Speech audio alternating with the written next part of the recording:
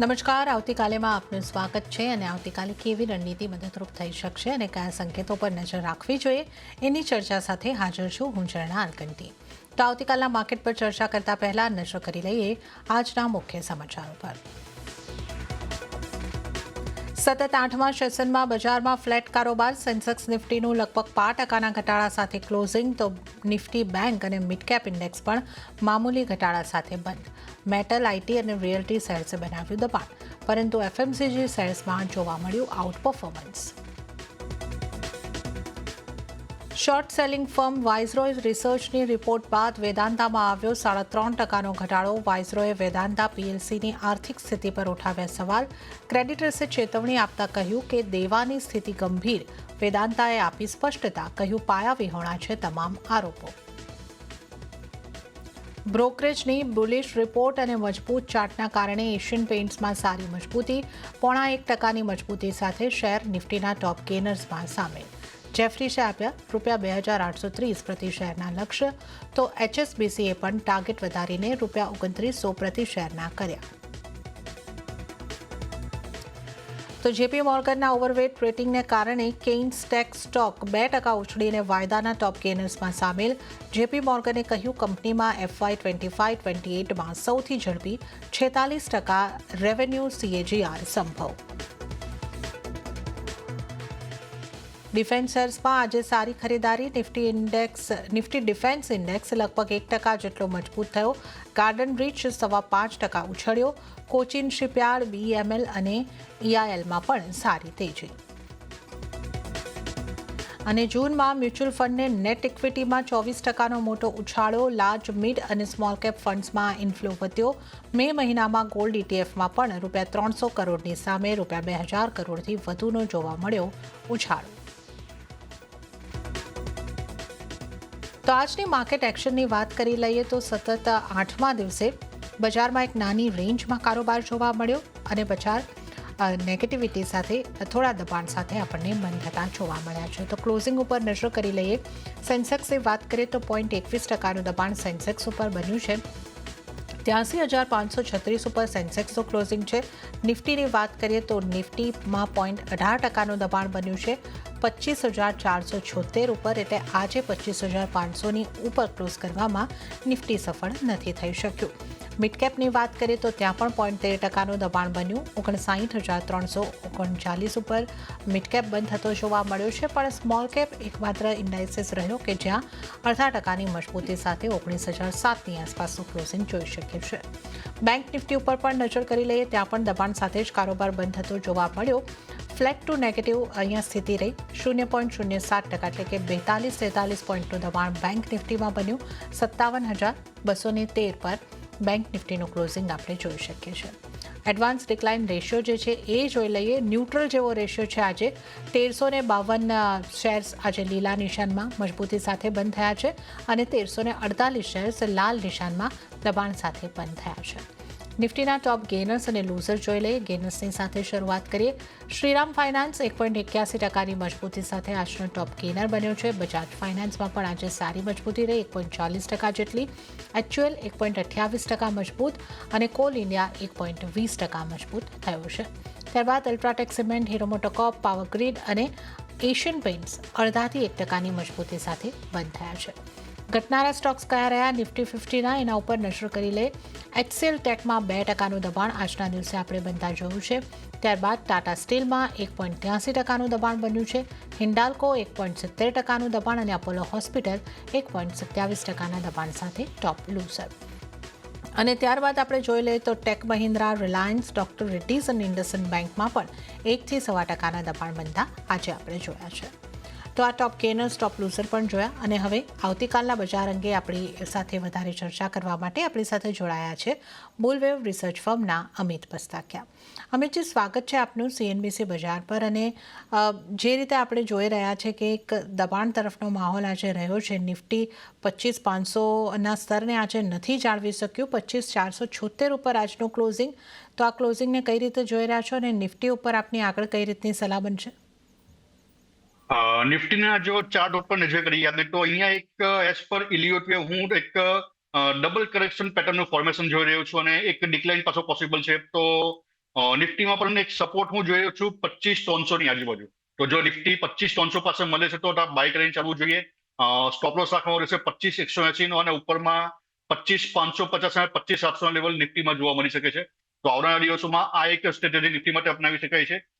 જ્યારે વાત કરીએ બેંક નિફ્ટીમાં, તો બેંક નિફ્ટીમાં કંઈક સાઇડવેઝ મોમેન્ટમ જોવા મળ્યો છે, જે એક પાછલો એક જે લો છે ઓલમોસ્ટ 3-4 જુલાઈની આજુબાજુ જે એક રિવર્સલ મળ્યું, ત્યાંથી પ્રાઇસ એક રેન્જ બાઉન્ડ જોવા મળ્યું છે. તો બેંક નિફ્ટીમાં કોઈ પ્રોપર ફોર્મેશન નથી થઈ કોઈ પણ ટ્રેડર, તો બેંક નિફ્ટીને એકવાર એવોઇડ કરવાની સલાહ રહેશે. ઓકે, તો નિફ્ટી માટે અહીં આગળથી જે અમિતજીની સલાહ બની રહી છે એના ઉપર આપણે નજર કરી લઈએ તો 25,300ની આસપાસથી ખરીદી કરીને ચાલી શકો છો. 25,180નો સ્ટોપ લોસ રાખવાનો રહેશે અને ટાર્ગેટ જે છે એ 25,500 અને એની ઉપરના બનતા દેખાઈ શકે છે. તો નિફ્ટી ઉપર બાઇંગ કરીને ચાલવાની સલાહ બની રહી છે. 25,550ના ટાર્ગેટ માટે આ ખરીદી કરવાની રહેશે. પણ બેંક નિફ્ટી ઉપર અમિતજીની સલાહ જે છે એ અવોઇડ કરીને ચાલવાની બની રહી છે. તો અમિતજીનો નિફ્ટી બેંક નિફ્ટી ઉપર વ્યૂ આપણે જાણી લીધો છે. અન્ય નિષ્ણાતો નિફ્ટી માટે કઈ રીતની સલાહ આપી રહ્યા છે એના ઉપર પણ નજર કરી લઈએ. બોનાન્ઝા પોર્ટફોલિયોના ધ્રુમિલ વિઠલાણીની સલાહ જોઈ લઈએ. એમણે નિફ્ટી ફ્યુચરને બાય કરવાની સલાહ આપી છે. 25,600ની ઉપર બાય કરવાની સલાહ બની રહી છે. સ્ટોપલોસ 25,475નો અને ટાર્ગેટ 25,800નો ધ્રુમિલ વિઠલાણીની સલાહ નિફ્ટી ફ્યુચરમાં બાઇંગની બની રહી છે. હવે આપણે નજર કરી લઈએ મીરાઈ એસેટ શેરખાનના કુનાલ શાહની સ્ટ્રેટેજી પર. કુનાલને આ નિફ્ટીને બાય કરીને ચાલવાની સલાહ અહીં આગળથી આપી છે અને ટાર્ગેટ તેઓ જોઈ રહ્યા છે 25,700નો, સ્ટોપ લોસ 25,300નો રાખવાની સલાહ કુનાલ તરફથી. તો આપણા ત્રણેય નિષ્ણાતોએ નિફ્ટી ઉપર એક પોઝિટિવ વ્યૂ આપ્યો છે, ખરીદી કરીને ચાલવાની સલાહ. હવે અમિતજી આપણી સાથે જોડાયેલા છે. આપણે સ્ટોક સ્પેસિફિક ચર્ચાની શરૂઆત કરીશું. અમિતજી, મેટલ સાથે આજે આપણે શરૂઆત કરીએ. ખાસી ચર્ચામાં આજે આપણને મેટલ સ્ટોક રહેતા દેખાયા હતા. ટાટા સ્ટીલ, હિન્દાલ્કો આ એવા કાઉન્ટર રહ્યા કે જ્યાં આપણે ખાસ કરીને દબાણ બનતા જોયું અને નિફ્ટીના ટોપ લૂઝર કાઉન્ટરની અંદર અહીંયા આગળથી સામેલ થતા આપણને જોવા મળી રહ્યા છે. અને આ ઉપરાંત પણ અન્ય સ્ટોક જે મેટલની અંદરથી આપણે જોઈએ જેની અંદર ખાસું દબાણ આપણને જોવા મળ્યું હતું. વેદાંતા, હિન્દ ઝિંક, વેદાંતામાં 3.5% આસપાસનું દબાણ બન્યું છે. તો મેટલના સ્ટોક્સમાંથી ક્યાં આપની કઈ રીતની સલાહ બનશે?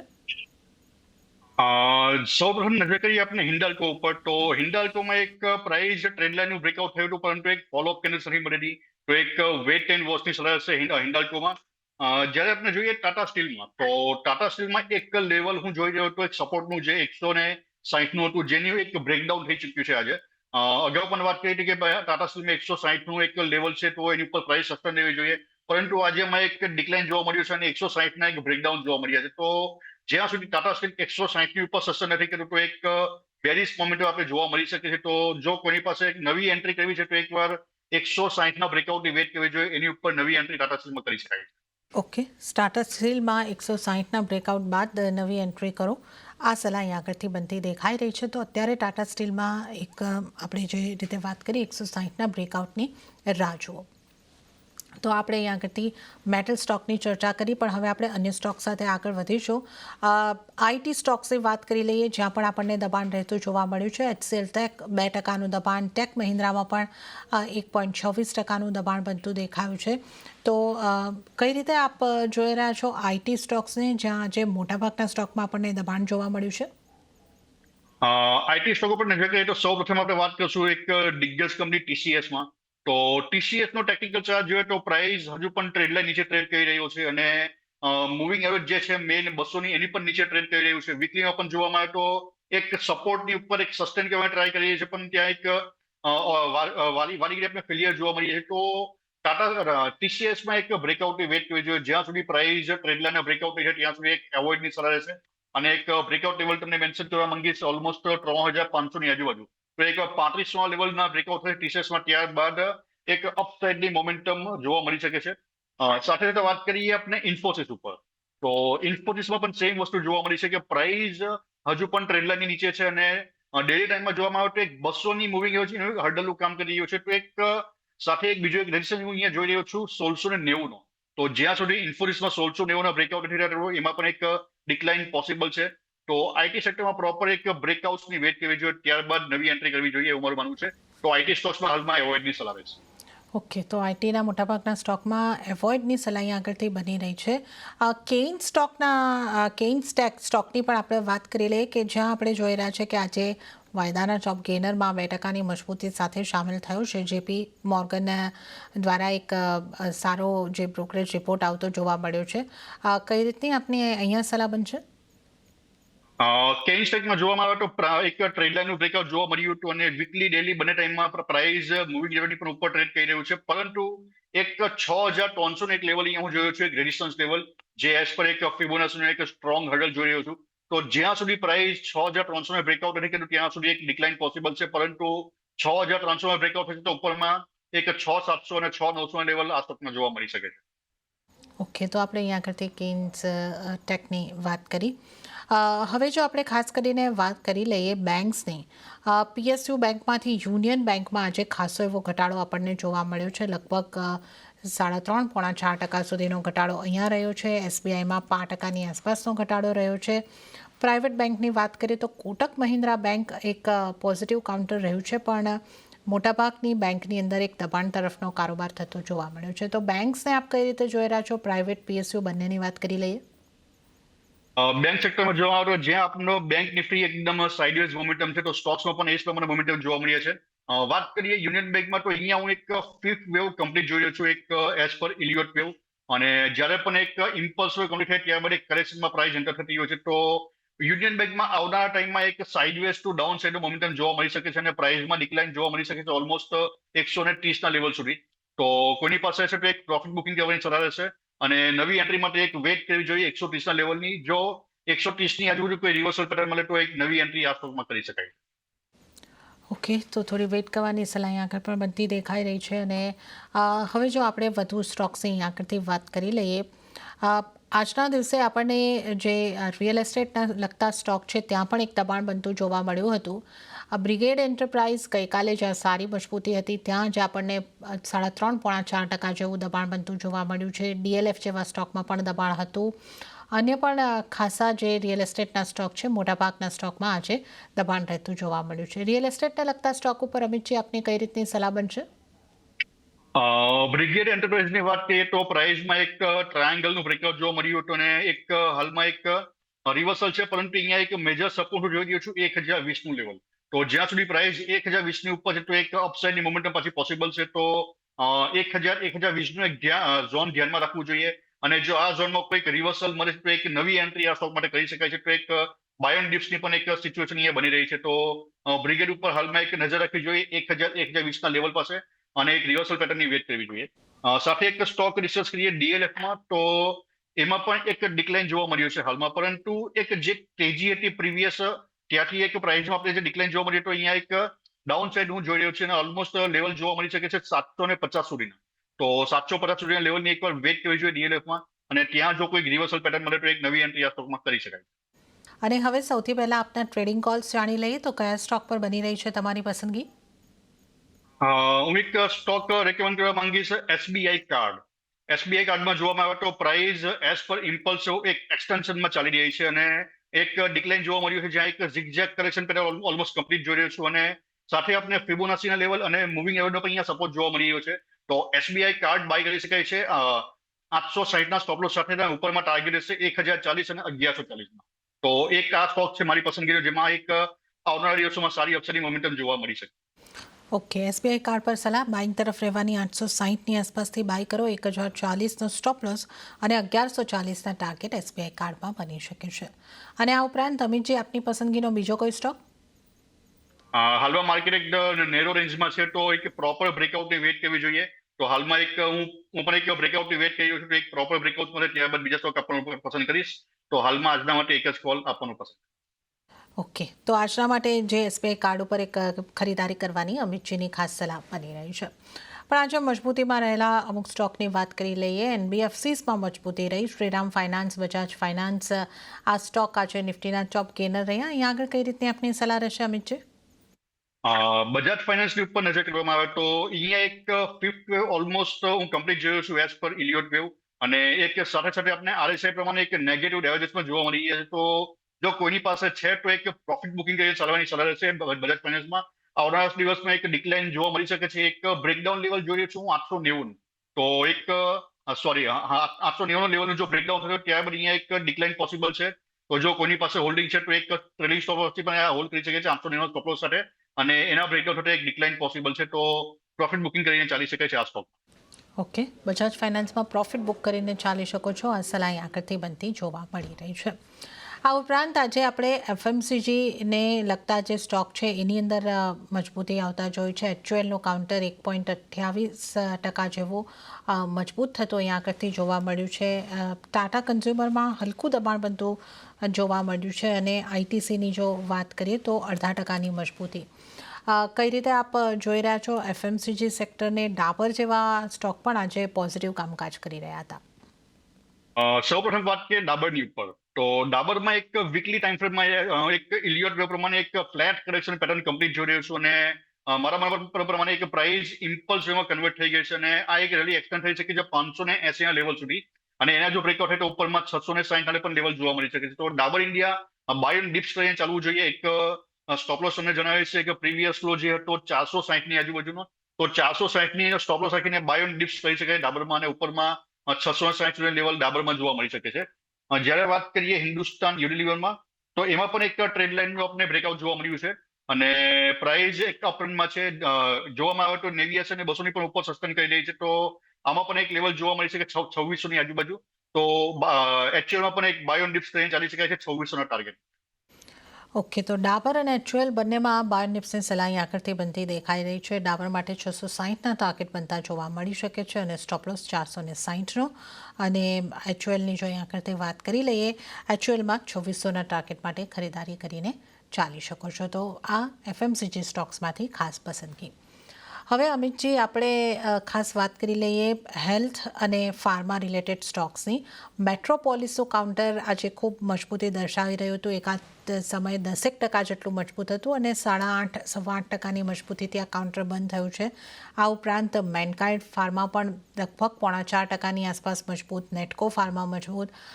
ફાર્મા સ્ટોક્સમાંથી ક્યાં આપની સલાહ બનશે? ફાર્મા અને હેલ્થકેર બંનેની વાત કરી લઈએ. ફાર્મા સ્ટોકમાં જોવામાં આવે તો એક આપણને મિક્સ પરફોર્મન્સ જોવા મળી રહ્યું છે. અમુક સ્ટોક્સ એક સારી રેલી બતાવે છે, જ્યારે અમુક સ્ટોક્સમાં બ્રેકઆઉટ પણ થવાના બાકી છે. તો મેટ્રોપોલિસમાં જોવામાં આવે તો એક જે 1930 નું એક સ્ટ્રોંગ સપોર્ટ હતું, તે રેઝિસ્ટન્સ તેનું બ્રેકઆઉટ જોવા મળ્યું છે વોલ્યુમ સાથે. તો આ રેલી એક્સટેન્ડ થઈ શકે છે ઉપર 2300 અને 2500 ના લેવલ સુધી. તો જો કોઈની પાસે છે હોલ્ડિંગ, તો હોલ્ડ રાખીને ચાલવું જોઈએ. જ્યાં સુધી પ્રાઇસ 1930 ની ઉપર સસ્ટેન છે, તો એક અપસાઇડ મોમેન્ટ આ સ્ટોકમાં જોવા મળી શકે છે. તો મેટ્રોપોલિસ હોલ્ડ કરીને ચાલવું જોઈએ. સાથે બીજા એક સ્ટોક જોઈએ લ્યુપિન ઓરો ફાર્મા. તો લ્યુપિનના સ્ટોકમાં હજુ પણ આપણે એક પ્રોપર બ્રેકઆઉટ જોવા નથી મળી રહ્યા, અને પ્રાઇસ ટ્રેન્ડલાઇન નીચે ટ્રેડ કરી રહ્યું છે, અને હજુ પણ ડેલીમાં વીકલીમાં બંને ટાઈમમાં 89 અને 200 ની એવરેજની પણ હજુ નીચે ટ્રેડ કરી રહ્યું છે. તો લ્યુપિનને હાલમાં એવોર્ડની સલાહ રહેશે. સાથે આપણે જોઈએ ઓરોબિંદો ફાર્મા પર, તો એમાં પણ સેમ વસ્તુ આપણે જોવા મળી છે. કોઈ પ્રોપર બ્રેકઆઉટ જોવા નથી મળી, અને પ્રાઇસ વારે ઘડીએ ટ્રેન્ડલાઇનથી એક રિવર્સલ જોવા મળ્યું છે. તો અમુક સ્ટોકમાં જેમાં બ્રેકઆઉટ છે તેની ઉપર નજર કરવી જોઈએ, અને જે સ્ટોકમાં બ્રેકઆઉટ હતી તે સ્ટોકને હાલમાં એવોઇડની સલાહ રહેશે. પ્રોપર બ્રેકઆઉટ મળે ત્યારબાદ નવી એન્ટ્રી આ સ્ટોકમાં કરી શકાય. ઓકે, તો ફાર્મા સ્ટોક્સમાં અહીં આગળથી પ્રોપર બ્રેકઆઉટની રાહ જોવાની સલાહ બની રહી છે. મેટ્રોપોલિસ ઉપર જો હોય તો હોલ્ડ કરવાની સલાહ બની રહી છે. હવે અમિતજી, આજે આપણે ખાસ એમઆરએફના કાઉન્ટરની પણ વાત કરી લઈએ. એક તો 1.5 લાખની ઉપરનો આ સ્ટોક છે, અને આજે એક દિવસમાં એની અંદર લગભગ 3.5-4%ની મજબૂતી અહીં આગળથી બનતી દેખાય. 52 વીકના હાઈ બનતા દેખાયા છે. તો આ સ્ટોક માટે આ ખાસી સારી મુવમેન્ટ કઈ રીતે અહીંયા હવે આપની સલાહ બનશે? એમઆરએફમાં જોવામાં આવે તો પ્રાઇસ એક અપ ટ્રેન્ડમાં છે, અને જે પ્રીવિયસ હાઈ હતો એક ડબલ ટોપ પેટર્ન ફોર્મેશન પણ થઈ શકે છે. તો એક લાખ 51,000 બ્રેકઆઉટ થવું જોઈએ, એની પર પ્રાઇસ સસ્ટેન રહેશે તો આપણે કહી શકીએ ઉપરની મોમેન્ટમ જોવા મળી શકે. તો જો કોઈની પાસે હોલ્ડિંગ છે તો એક વેટ એન્ડ વોચની સલાહ છે 1,51,000 લેવલની. જો આનું બ્રેકઆઉટ હશે તો ઉપરમાં 1,55 અને 1,63 સુધીના લેવલ આ સ્ટોકમાં જોવા મળી શકે છે. અને એક વાત જણાવવા માંગી છે, આ લેવલ પર નવી એન્ટ્રી કરવી યોગ્ય નથી. તો નવી એન્ટ્રી માટે એક ડિક્લાઇનની વેટ કરવી જોઈએ, પરંતુ જો કોઈની પાસે હોલ્ડિંગ છે તો 1,55,000 અને 1,63 ના ટાર્ગેટ માટે હોલ્ડ કરી શકાય. ઓકે, પોઝિશન છે તો હોલ્ડ કરવાની સલાહ. 1,55,000 1,63,000 સુધીના ટાર્ગેટ બની શકે છે. તો એમઆરએફમાં જે 4% મજબૂતી આપણે આવતા જોઈ છે, હોલ્ડ કરવાની સલાહ. અન્ય સ્ટોક્સ જેમાં આજે આપણને સારું મોમેન્ટમ બનતું દેખાયું એની પણ જો આપણે વાત કરી લઈએ, કેપિટલ માર્કેટને લગતા સ્ટોકમાં પણ આજે મજબૂતી હતી. બીએસસી લગભગ 2% જેવું મજબૂત રહ્યું છે. CDSL આ બધા કાઉન્ટર પણ મજબૂતી સાથે કારોબાર કરી રહ્યા હતા. IEX 3% મજબૂત. કઈ રીતની સલાહ બનશે કેપિટલ માર્કેટને લગતા સ્ટોક્સ પર? અગર જોવામાં આવે બીએસસી ઉપર, તો બીએસસી માં એક રાઇઝિંગ વેજ પેટર્નનો હું બ્રેકડાઉન જોઈ રહ્યો છું અને સાથે ફોલોઅપ કેન્ડલ્સ પણ અહીંયા જોવા મળી છે વોલ્યુમ સાથે. તો બીએસસી ને હાલમાં એક એવોઇડની સલાહ છે. આવનારા દિવસોમાં અહીંયા એક હજુ પણ ડિક્લાઇન પોસિબલ છે અપ ટુ 2100 ના લેવલ સુધી. તો હાલમાં એક સ્ટ્રિક્ટલી એવોઇડની સલાહ છે બીએસસી માટે. એક પ્રોપર સપોર્ટ ઉપર આવવા દેવો જોઈએ, ત્યારબાદ આમાં બ્રેકઆઉટ સાથે નવી એન્ટ્રી કરવી જોઈએ. સાથે આપણે જોઈએ એન્જલ વનમાં. તો એન્જલ વનમાં અહીંયા એક રિવર્સલ જોઈ રહ્યો છું. અહીંયા એક ફોર્થ વેવ ઓલમોસ્ટ કમ્પ્લીટ જોઈ રહ્યો છું એઝ પર વેવ. અને પ્રાઇસ જોવામાં આવે તો ડેલીમાં 200 ની એવરેજ પર સપોર્ટ પણ લઈ રહી છે. તો એક રિવર્સલ પેટર્ન અહીંયા વેટ કરવી જોઈએ. જો રિવર્સલ મળે તો એક નવી એન્ટ્રી આ સ્ટોક માટે કરી શકાય છે. અને ઉપરમાં ટાર્ગેટ જોવા મળી શકે છે જે પ્રીવિયસ આવ્યો તો ઓલમોસ્ટ 3200 ની આજુબાજુ. તો આ લેવલ સુધી આપણે એક પ્રાઇસના મોમેન્ટમ જોવા મળી શકે. ઓકે, તો એન્જલ વનમાં એક પોઝિટિવ વ્યૂ બની રહ્યો છે. 3200 સુધીના ટાર્ગેટ માટે ખરીદારી કરીને ચાલી શકો છો અને બીએસસીને અત્યારે અવોઇડ કરીને ચાલવાની સલાહ બની રહી છે. આગળ અમુક સ્ટોકની વાત કરી લઈએ. કન્ટેનર કોર્પોરેશન, આ સ્ટોકમાં પણ આજે લગભગ 3%ની આસપાસની મજબૂતી આપણે જોઈ છે. આ સ્ટોક પર આપની કઈ રીતની સલાહ બનશે? તો આ રેલવેમાંથી આપનો કોઈ પસંદગીનો સ્ટોક બનશે જે આપની સલાહ બને? કન્ટેનર કોર્પોરેશનમાં જોવામાં આવે તો એક ટ્રેડ લાઇનના બ્રેકઆઉટ બાદ પ્રાઇસમાં એક અપસાઇડની મોમેન્ટમ છે. અને જોવામાં આવે તો ડેલીમાં એક 89 અને 200 એક અહીંયા હર્ડલ થઈ રહ્યા છે. તો આજનું ક્લોઝિંગ જે છે 615, તો એની ઉપર એક પ્રાઇસ ફોલોઅપ કેન્ડલ મળવી ઇમ્પોર્ટન્ટ છે. તો એક વાર 620 ના જો બ્રેકઆઉટ થાય છે તો ત્યારબાદ આપણે 690 અને 750 લેવલ આ સ્ટોકમાં જોવા મળી શકે છે. તો એક બાય ઓન ડિસ્કાઉન્ટ કરી શકે છે, પરંતુ એક બ્રેકઆઉટ લેવલ ધ્યાન રાખવું જોઈએ 620 નું. 620 ના પ્રાઇસના જો બ્રેકઆઉટ થાય તો ઉપરમાં ડેફિનેટલી આપણે મોમેન્ટમ જોવા મળી શકે છે. અને રેલવે સેક્ટરમાં બીજો એક સ્ટોક હું રેકમેન્ડ કરવા માંગીશ, ટીટાગર. તો ટીટાગરમાં એકવાર એક કરેક્શનની પેટર્ન હાલમાં રનિંગ છે. તો જો પ્રાઇસ મળે છે એકવાર 860 ની આજુબાજુ, તો ત્યાં એક નવી બાઇંગ કરી શકાય છે. તો એક ડિક્લાઇનની વેટ કરવી જોઈએ. હાલમાં પ્રાઇસ એક ફિબોનાચી અને 200 ની એવરેજનો એક રેડિશન ફેસ કરી રહ્યો છે. તો જો ડિક્લાઇન મળે છે આ સ્ટોકમાં તો એકવાર 850-60 ના લેવલની વેટ કરવી જોઈએ અને રિવર્સલ સાથે આ લેવલ પર નવી એન્ટ્રી કરી શકાય છે. ઓકે, તો ટીટાગરમાં ઘટાડે ખરીદી કરવાની સલાહ 850-860ની આસપાસથી. અને ત્યારે જ અમિતજી, હવે સમય આપની પાસેથી રજા લેવાનો થઈ રહ્યો છે, તો આપના કોઈ ડિસ્ક્લોઝર? આપણે ઘણા સ્ટોક ડિસ્કસ કર્યા છે અને મેં જે પણ સ્ટોક રેકમેન્ડ કર્યા છે મારો એમાં કોઈ હોલ્ડિંગ નથી, પરંતુ અમારા ક્લાયન્ટમાં હોલ્ડિંગ હોઈ શકે છે. અને thanks for inviting in show. Ji Amitji, આપનો ખૂબ ખૂબ આભાર. આપ અમારી સાથે શો ઉપર જોડાયા અને તમામ સ્ટોક્સ અંગે ચર્ચા કરી. આપનો ખૂબ ખૂબ આભાર. તો આ સાથે જ આવતીકાલેમાં હાલ પૂરતું આટલું જ. હાલ મને આપશો રજા, પરંતુ વધુ અપડેટ અને સમાચારો માટે આપ જોતા રહો CNBC બજાર. નમસ્કાર.